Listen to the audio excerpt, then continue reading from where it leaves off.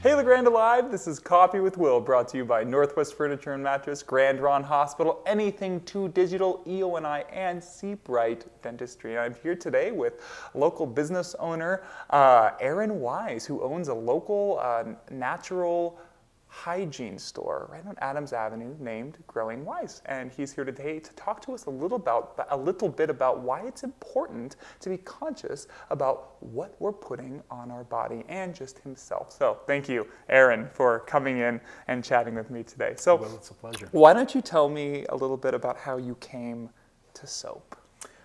It's actually two separate stories, mine and my wife, Jennifer. Okay, so you both came to soap and then came together. Yes. It wasn't like you came together to soap. Jen discovered it mostly from turning over her own products and absolutely despising what was on the back. Yeah. And she decided right away, I can make this better, cheaper, without scary stuff in it. And so she started doing little bits of research and focused on just one product. I think the product was Vaseline that she had turned over. That's scary stuff. It was. It's like you look on the back and it's like reading a Shakespeare play, except for not like pretty at all. Yes, it is. You can't read anything and you don't understand anything. There's bad Latin ingredients in there. Petroleum, of course, petroleum jelly being the main thing. And anything made out of petroleum, she immediately did not like. So she set about making something natural. Found out not only is it readily, the ingredients are readily available, it's fairly easy to do. You just have to invest a little bit of time and collect the ingredients together.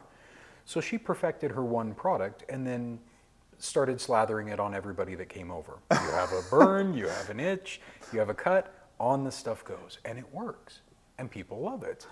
So then they started asking for some for themselves, and then that spread out into asking for some for their friends.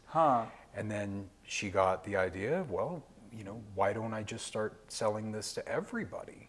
Make it very affordable, make it fair, so that everyone can enjoy it. And then you don't have to slather it on all the people when they come over to your house, That's right, because that can get then awkward. they own it and they can do it to themselves. Exactly. Just like all of the wins in one basket. So this was her journey. Mine was far more by chance and a bit more comical. I was trying to get from one side of Walmart to the other. And in a store that I don't naturally want to be in and I want to get through it quickly, that guy thing, guerrilla shopping, you go as fast as you possibly can, you hit everything you need, and then you get the heck out. So cutting through the store through an easy aisle is the fake plants aisle. Nobody's ever in that aisle. Today I go blazing. Except for the fake bugs. Yes. In the moment of fate, I went blazing through there. Halfway through the aisle, a little old lady turns the corner and starts coming my way, right down the center. So what do? You can't crowd her. I pick up my cart and I scoot over to the side and I stand there politely waiting. She shuffles along quite slowly. You don't want to stare, so your eyes start moving around. Across the aisle, I hit this kit. Make your own soap. It had a little block of soap that you could break up and melt in the microwave, a couple little plastic molds, and some colors that you could squirt in. And I thought, this would be fun for me and the girls. My daughters will love this. I grabbed it, put it in the basket. Didn't think a thing about it. A couple weeks later, I came across it and I thought, oh, let's do this soap kit. And I pulled it out. And we went through all the instructions. My girls couldn't care less. I had the time of my life. I remelted those things over and over, and I'm pouring them in and doing different colors. But my mind works the same way as Jen's. I look at something and I think, how can I do this myself, cheaper, better, maybe more effectively? Yeah. And that's what led me to what's called cold process soap. Melt and pour is where most people start. It's a block that's already made, and it's designed to be remelted over and over again. It's got a lot of glycerin in it, and that glycerin allows it to be remelted, and you can remold it. Cold process is from scratch. Wow. Oils, water, sodium hydroxide, mix it up. There it is. It's one of the oldest things ever is making soap. Thousands of years old. Which is something that we don't really even think about today. It's just we go and we buy our soap. Yes. which is, what it brings us to where we are today. Sure. Which is kind of a renaissance of thought. It's not that we're just discovering how to make products for ourselves. Sure. That's always been around, but absolutely. we lost it. We left it behind, let somebody else do it. Let somebody else make it, and then trusted those companies that made it. But now we're coming full circle because the companies that make those things have made them so cheaply and filled them with such scary ingredients that now we're coming back to this starting point of where people started in the beginning, which is take this oil, take this herb, mix them together, make something for yourself. Absolutely. So you feel like your store is kind of like a larger part of a bigger movement, maybe. Yeah. Yeah. And what do you think is sort of the zeitgeist, the message of this movement, maybe? It is, you can live healthier. You can live better, and you can do it affordably. And that's one of the messages that we try to get out to people is, you don't even have to buy the things from us. By all means, go on the internet, educate yourself. And, we have all kinds of raw materials and supplies. So for people that, hey, they're do-it-yourselfers just like us, they can, if you don't want to order your beeswax online, or you don't want to order your emulsifying wax online, or whatever the ingredient is, come down and get it. And by all means, make it at home. And if you're having problems making it at home, call us up. Come in and ask questions. We don't hoard information. We want to share that information. Sure. Because, naturally, we're not going to make products for everybody in town. There's going to be a lot of people that are stuck on their same old stuff. But then there's going to be those people out there that are like, that looks fun what you're doing. Can I do that too? Well, and the other nice thing, and I think we talked about this a little bit before, the nice thing is that there's a level, I believe, of trust that people are now starting to look for in the places that they buy their food, their soaps, their whatever. And on a local level, it's a lot easier to trust the people who are making your products, because you know that if there's a problem or if there's something you don't understand and you don't know, you can walk down the street and you can have a conversation with them about it. So in a way, I feel like that this sort of mindfulness exercise of knowing what's in your product also has a little bit to do with local business. There's sort of a weird connection there that is not official, but it seems to be there's like a lot of that right now. So I guess my next question is why is it important for people to pay attention to what they put on their bodies? We think about food, but what do we think about? Should we think about that? How does that work? Mostly the important part there is the long term. And this is something that people don't think a lot about. Fact, your skin is actually the largest organ of your entire body. And most people don't think of their skin in that fashion. I don't think of my skin in that fashion. It readily absorbs. I'm a lot more harmful to my skin than I am to my heart. I'm going to have to change something after I leave here today. And it will change your way of thinking once you start looking into it about just how many things your skin can absorb.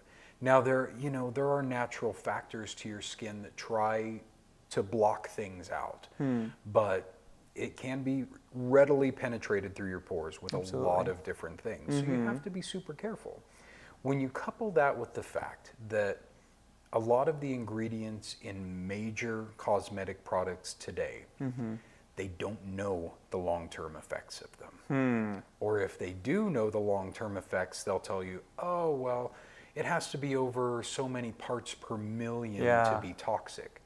But then if you start reading the fine print and the footnotes, you see that, that substance doesn't flush out of your body. So you go your entire lifetime using these chemical-laden products. What you're doing is you're collecting this, albeit tiny, but these amounts of chemicals within your body that you cannot purge.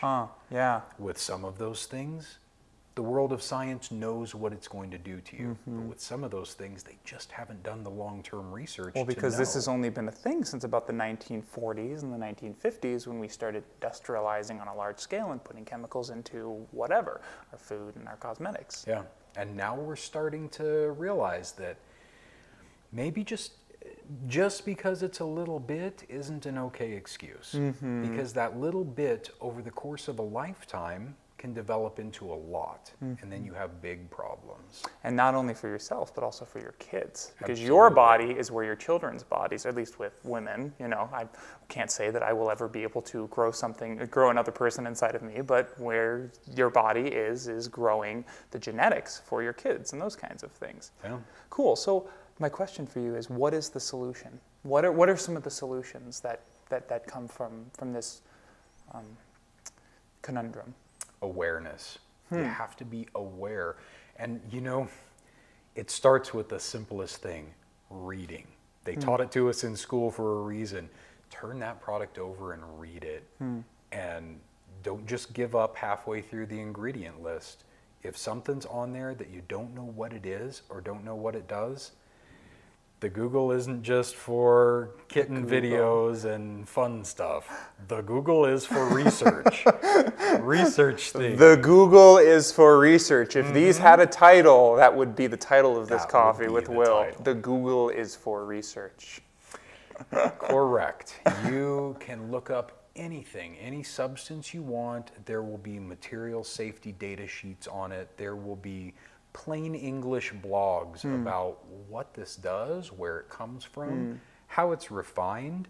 There are things that I thought were horribly scary based on the name. And you start looking at them and you're like, oh, they refined that from corn. My alarm went off too soon. But then there's other things that sound really innocent, and when you look them up, you're like, oh my gosh, this is horrible. I mean, number one culprit, SLS. Look for it on your labels. Sodium laureth sulfate or sodium lauryl sulfate. It's in everything. If it foams up huge and it doesn't have oils in it, that's what's making it foam. SLS. So soaps, Toothpaste. shampoos, toothpaste, all those kinds of things. Yeah. SLS. All right. Well, I'll have to look at my products for SLS. You'll be horrified.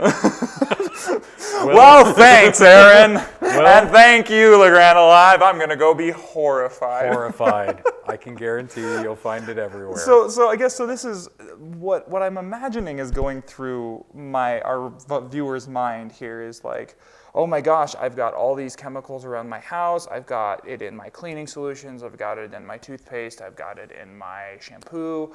I've got it in, all these things. How can people start small and transitioning? Because I mean, obviously, maybe some people have the time and the finances or whatever to be able to jump right in and just totally rid their house and their cleaning products of this. But most people probably are going to need to make a gradual shift. How can people make that shift gradually? They have to take a good look at their lifestyle and sort of decide, what products do I use the most? What comes in contact with my skin the most? Are the things that I take internally? Just decide kind of where the biggest amount of contact is, and then take a good look at the product that you're using now. Not everything commercially made is dangerous. There's a good amount of products out there that are what I would call safe. That said, you have to decide where you want to start in your regimen. Usually start looking for something that is bad and target it and get it out of your makeup case, get it out of your bathroom mirror, take it out of your home. Just eliminate one thing and replace it with something good. And then if you enjoy the product and you're using it and it still does for you what you want it to do, that's when you start moving on to the next one. But yeah, read the ingredients, read the label, and just start with the one that has the scariest ingredients. That's what I would tell people generally, because it's going to be really hard to make a sweeping change through your whole house. If you do, it's one of those steps that's kind of like, you have to change your whole lifestyle too. If Yeah. you change all your personal products, and if you're trying to change too many things at the same time, it's very easy to fail. It's very easy to fail. So the baby steps. Yes. Yes. Baby steps. Here's the baby steps. All right. Well, thank you so much for joining me here today, Aaron. Do you have anything else you want to add? Yes. Perfect. Very few people actually say yes to that question. So it's so nice when someone says, yes, I would love to add something else. Well, there is something you have forgotten. So I am all ears. Basically, don't be ashamed to make good changes is what I would tell most people that I run into. And, you know, that can be in the personal products that you use or just the way that you treat other people. Because we live in a small town, Will. I mean, and that kind of positivity has been what I've enjoyed the most out of having that business. To see people come in and really enjoy doing something good for themselves or for their kids. And when their level of happiness goes up, like I said, it's a small town. You run into the same people over and over again. I want to run into happy people. That's true. You never really think about it that way. Yeah. And there's not that many people in this town, so you're running into the same ones over and over again. That's right. And when they're happy, it's better. All right, so I made a mistake. When they're happy, it's better should be the title of this video. One of. We can have more than one title. That's Why not? right. It's my show. I can do whatever I It's want your to. show, Will. You can add multiple titles. Perfect. Well, thank you so much, Aaron, for coming it's in been and a chatting pleasure. with me. And thank you, Grande Live, for tuning into Coffee with Will. Brought to you by Northwest Furniture and Mattress, Ronde Hospital, Anything to Digital, EONI, and SeaBrite Dentistry. Please make sure to stop into these local businesses and frequent them. They make this show possible to be able to bring these guests on here and goof off and have fun. And so if you have the opportunity, thank them. They're great. I'm going to say their names one more time. Anything to Digital, Northwest Furniture and Mattress, Ronde Hospital, SeaBrite Dentistry, and EONI. So please like and share the video and tune into LaGrandeLive.tv for more local content. I'm Will Bowman.